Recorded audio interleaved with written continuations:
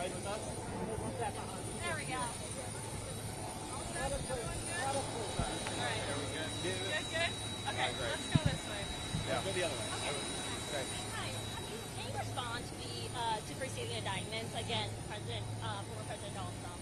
Yeah, I haven't read the whole thing, but it looks like Jack Smith doing more of what he does, which is filing these absurd lawsuits in an effort to influence the election. I mean, the one thing that I did see, which I felt was just classic lipstick on a pig, is, of course, the reason the Supreme Court threw out his lawsuit is because they said it implicated the president's official acts, of course, which the president has immunity in conducting those official acts. And yet, Jack Smith tried to redefine Mike Pence as from the vice president to the running mate, as if somehow changing those words in an indictment undercuts the fact that Mike Pence is still the sitting vice president and it still directly implicates the president's official acts. So I don't think that it changes anything legally. I think it's clearly an effort to try to do more election interference from Jack Smith.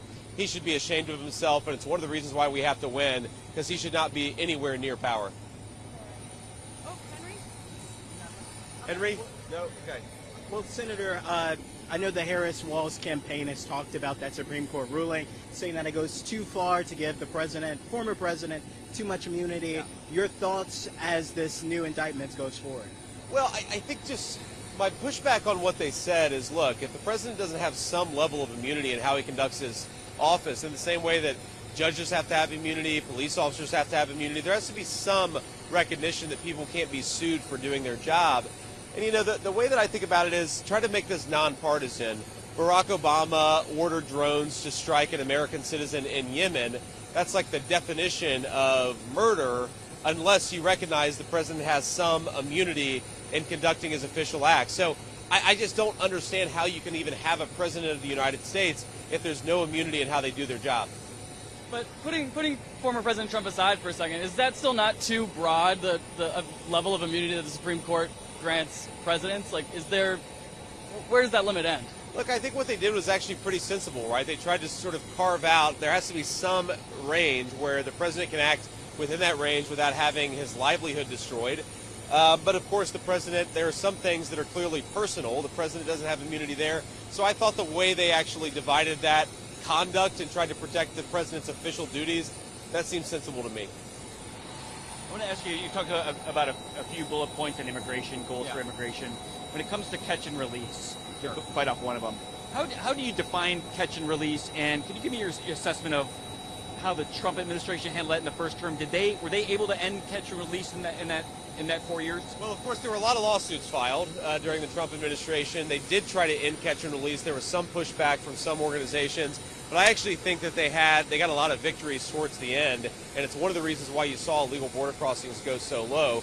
I mean, the way that I think about a catch and release is if somebody comes into this country and they claim that they have a right to be here either via asylum or some other process, you can't sort of say, all right, great, here's a number, come back in 9 years when you have a court date, because one, you're never going to hear from those people to begin with, and two, even if you do, that's 9 years they're able to float around in our country without any real accountability. That's what I find so preposterous. Like, when people come in, you process them, you adjudicate their claims, either they stay or they have to go back, but you can't just let them float around the United States for years or even longer. Is there something that the Trump administration, just to follow up on that, is there something that the Trump administration was doing on catch and release in those 4 years, or your own idea of how to, gives you an idea of how to, or the best way forward and how to end that?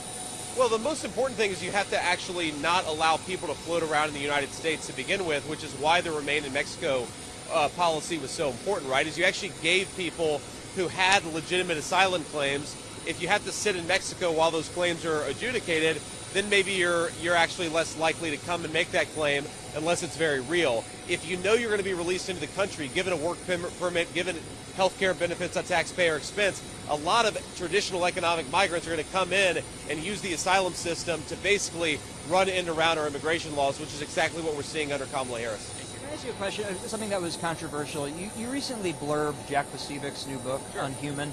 The book argues that members of the left are subhuman. It praises Franco, and he of course promoted the Pizzagate conspiracy theory. Why did you blurb that book? Well, look, because I think it has some interesting ideas in it. I don't agree with everything that's written in pretty much any book I've ever blurbed. I can always find things that I disagree with. But I think Jack's a good friend. He says a lot of interesting things in the book. I read it and I blurbed it. Do you endorse those ideas?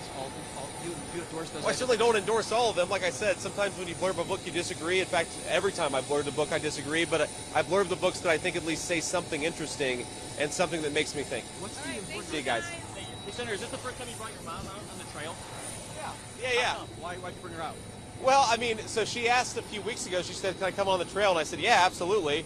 And then, she works, so we had to find a time where she could actually come and do it. But we've had a good time. Anybody who knows my mom knows she has a very good sense of humor, and we've had a lot of fun. It's been good. Any high points for her so far?